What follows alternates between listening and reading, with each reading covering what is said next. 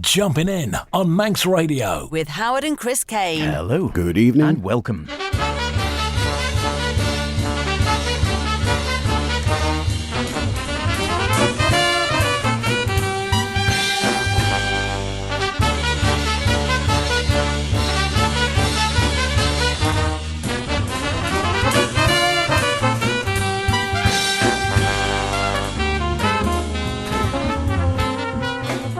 And welcome along once again to another Jumpin' In Saturday night, 9 o'clock, Manx Radio. Where would you rather be? The best in modern and contemporary jazz with myself, H. And me, Chris. Yes, welcome along to this week's show, which features the first of our London Jazz Festival interviews, more of which later on. So, Franklin and Gladys are waiting in the wings on the back of Eunice. You have to wonder if the Met Office would be better choosing some jazz names from the greats who have already shown they can blow, like Cannonball, Coltrane, Tubby, or Parker, or perhaps a more gentle Storm Sunny. So what's been storming through your speakers but without blowing them this week, H? All marvellous stuff. We are indeed looking forward to the first of our specials, an interview with a wonderful composer and a band leader. I will be doing a bit of 11th houring with Jonathan, and there might be going what goes around, and if we can, we'll get a bit of a joker in. And from me, a Gnar Viking ship, a drop of rain, a hawk, and to get us underway, chocks away. Here's Aircraft from our guest on the show later on, Kathrine Windfeld and her big band.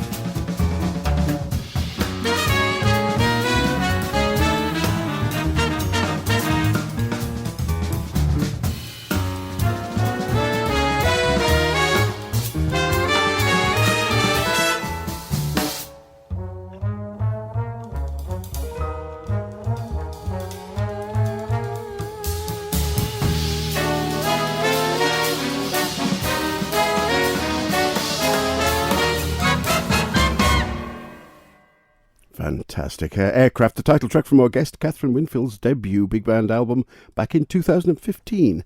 Hailing from Denmark, Kathrine's debut, I think, gives an early indication of how her style would develop and her programmatic writing. She said aircraft being two words, the air one uses to blow into an instrument, and how over time the skill and control you develop becomes your craft. And of course, the movement of an aircraft through the air, so loaded with intention, power, and its transparency. Well, we'll hear more from her a little later on. Absolutely wonderful stuff, marvellous talent, and a really nice person as well. She's super friendly and just come straight in from Copenhagen and said, "Oh, interview, fine guys, yes, lovely, come in here, sit down, what do you want to know?" Couldn't fault her. Wonderful stuff. It is indeed Jumping In with Chris and myself. Here's one that didn't squeeze into last week. There's been loads of some great new stuff coming out recently. This is a new one coming out in the next week or two from Vincent Pirani, the wonderful, usually barefooted accordion player. Going in a slightly new direction, I rather like it. It seems to have a mixed review so far, I think. Oh, it's always the way when you go in a new direction, I guess. But I quite like it. He's happily entitled this. Slightly tongue-in-cheek, perhaps. Who knows? This is the new shit.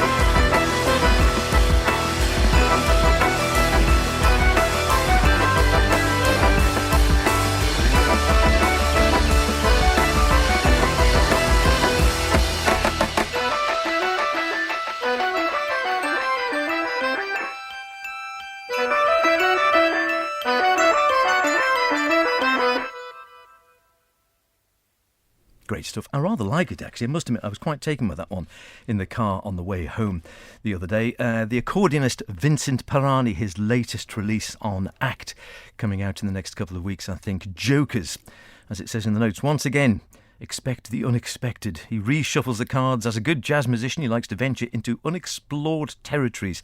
As a good music fan and very good musician in general, he's curious, enthusiastic and eager to make new discoveries and find new things to listen to or play. Jokers, his first album in trio, goes even further and elsewhere.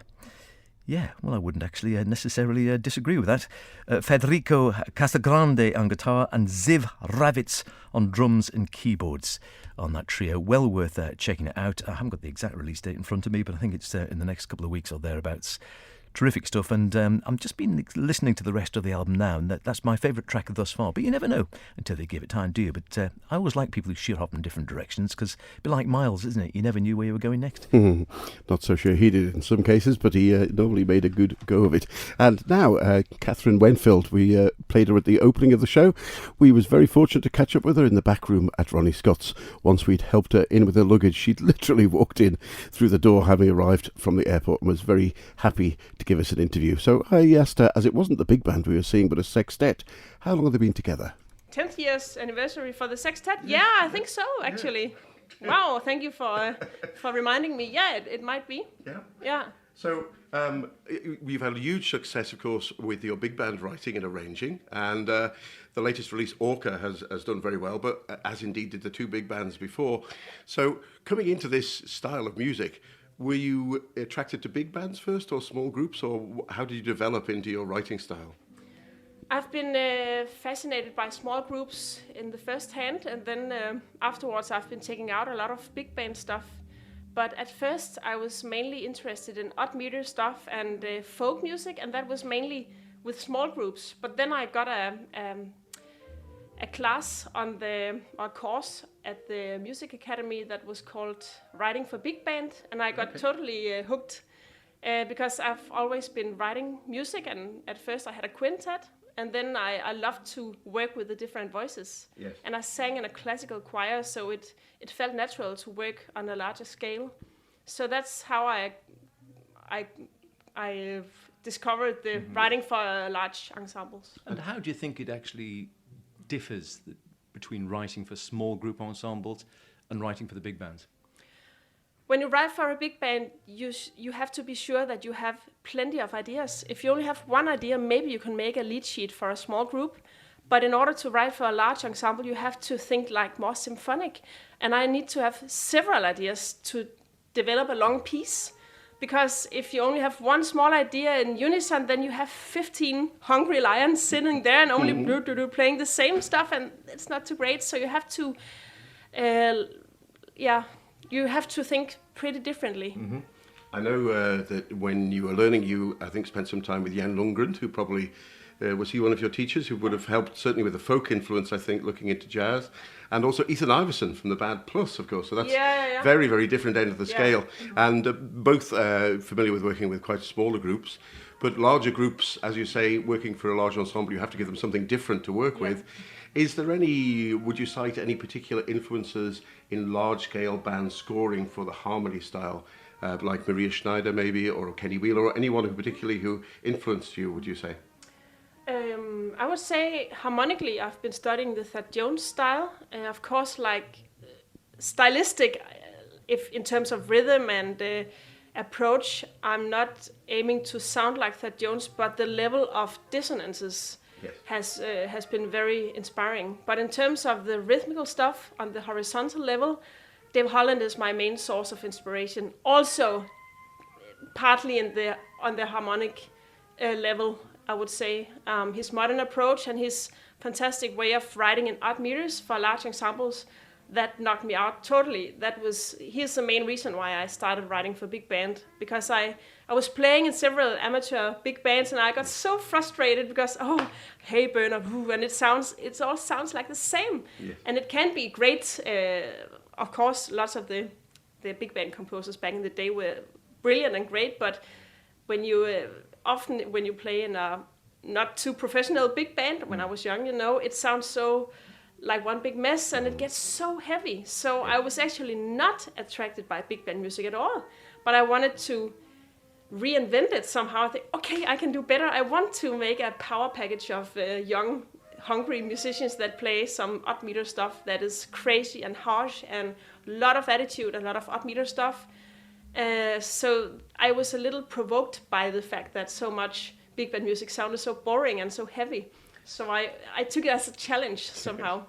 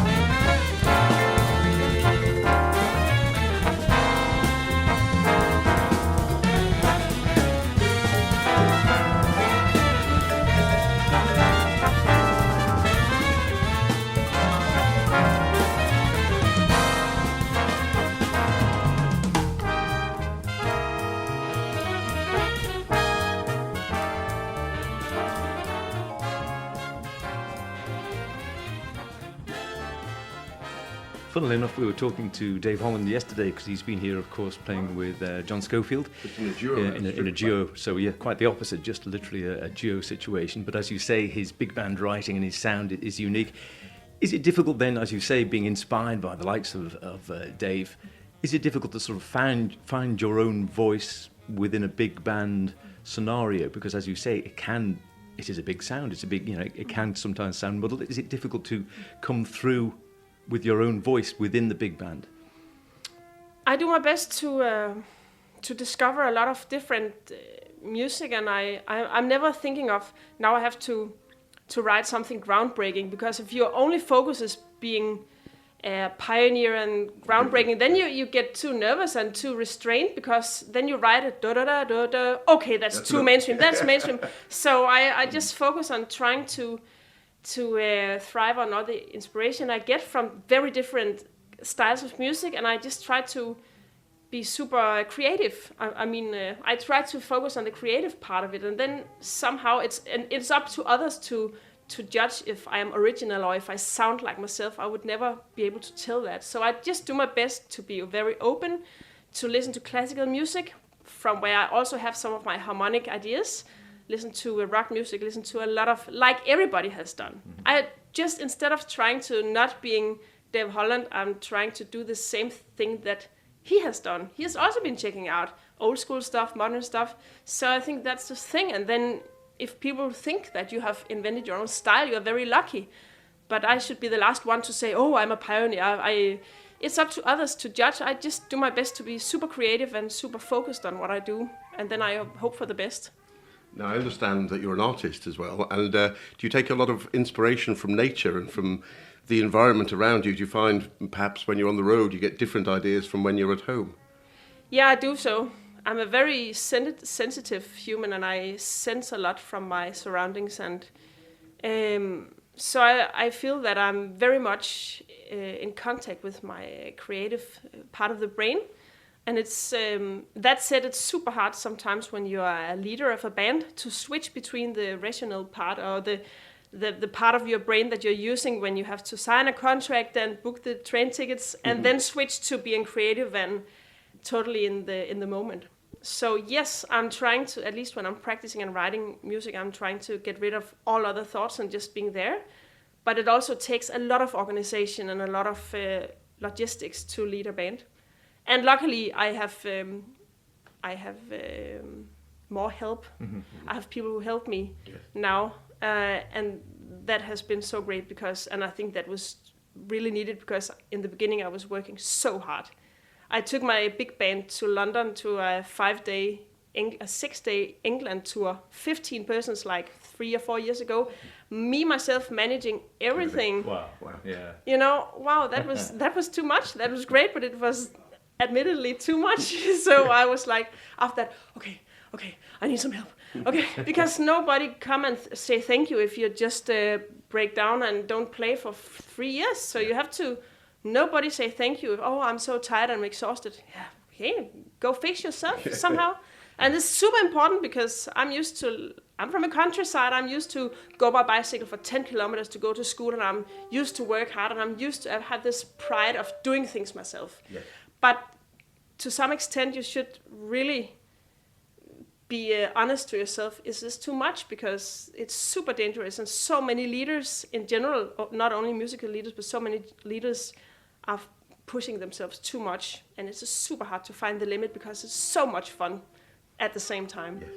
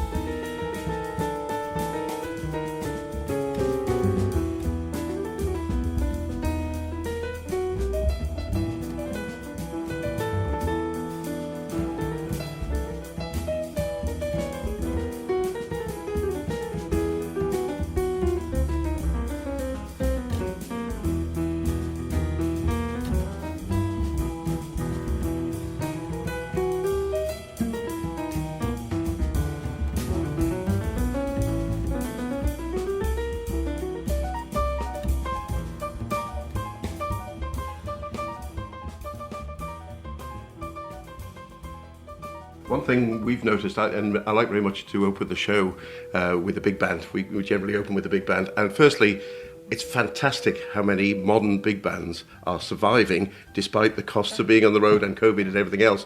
But also, I've noticed there's a lot of girls leading bands, fantastic bands. Of course, Maria Schneider, the Jensen sisters, in lovely Vanessa Perica from Australia, and Henrika Ensian. But great new writing come up. Do you think there are more women in general in jazz now?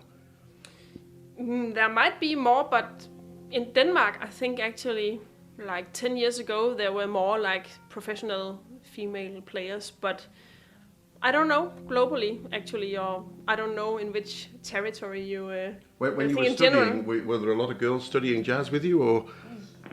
There was, we were a handful, I think, but some of them have stopped playing now and some still do, and but I don't think that it's only a matter of that they don't feel welcome in the jazz environment. I think many of them have other interests too. So I think it's a little tricky because some of them I still have contact with them and they are doing well, but they are doing other things. And so it's a little tricky this with you have to welcome women and they have to feel welcome. And of course, in the history, women have been treated so badly, and no doubt about that, and no doubt that we all want equality, but I think it's a very complex question because, that was not your question, but that's what my reflection on the whole thing. So, but for sure there are many women who are great at leading a band.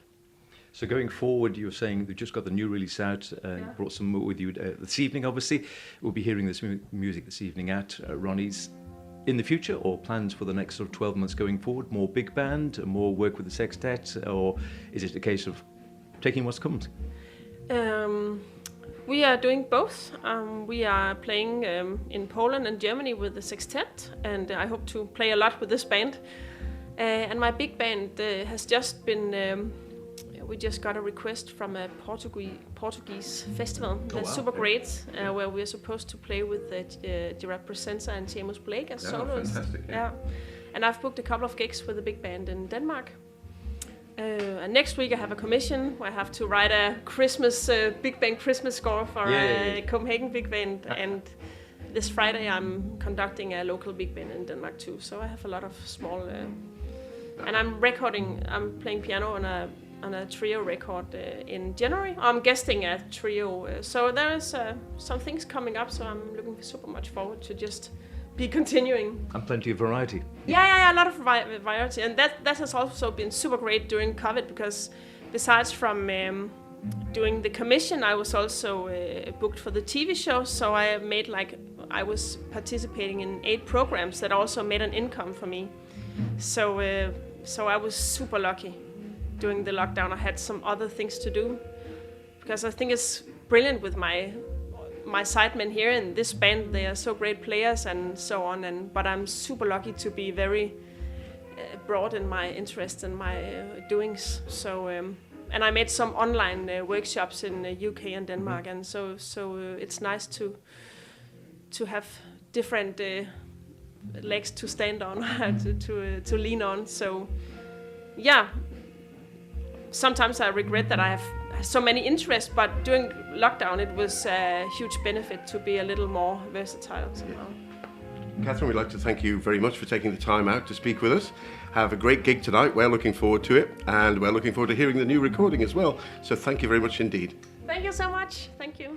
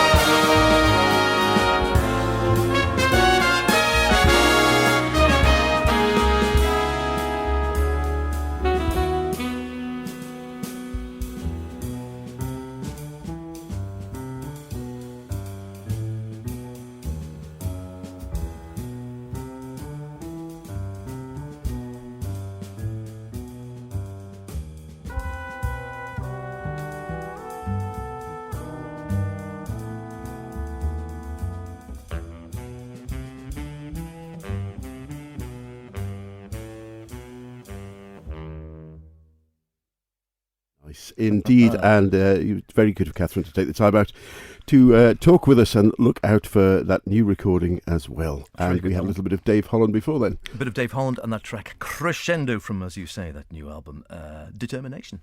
And next for me, a bass player I've long enjoyed the work of, Ingrid Hecker Flatten. They don't get any easier to say, do they?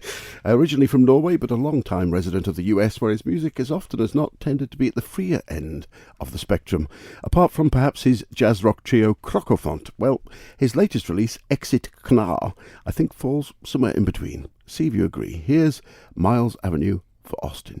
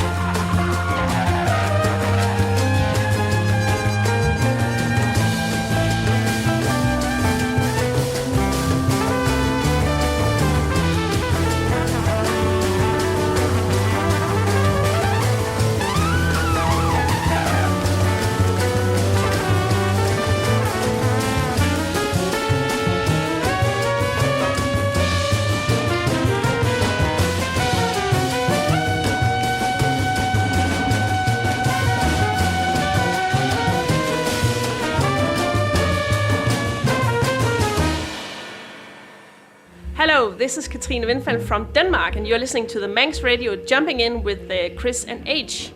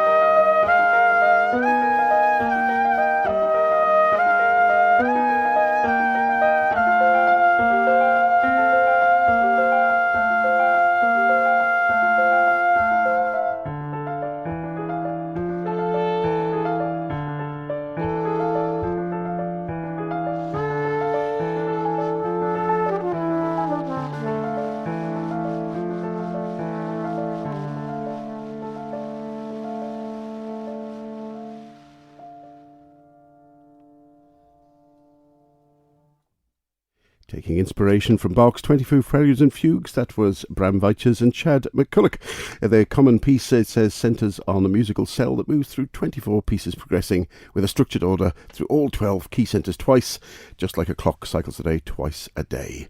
And before that, of course, we had Miles Avenue for Austin from Ingrid Hecker Flatten. Well, that is just about it for this week. Thanks very much for Kathrine for stepping in before. We've got plenty more interviews to come, have we not? More interviews from the London Jazz Festival. Hope to see her. Kathrine Windfeld again. I'd love to see her with the big band as well, or even in a smaller setting. The terrifically sextet set at Ronnies that night. And we have indeed some great talking, including, of course, the great Dave Holland. Indeed, as he played in the background of Kathrine's interview there. Well, that is just about it. We can leave you with a track from Berlin-based Swedish bassist Peter Eld, regular with Django Bates's latest project, Problem Drums. However, Project Drums Volume 1 sees him building up tracks around beats of 6 disparate drummers. And the track we're going to hear, it's Eric Harland in the chair. The album's out now on Edition, and this is Hawk Mountain. See you next week. Look after yourselves.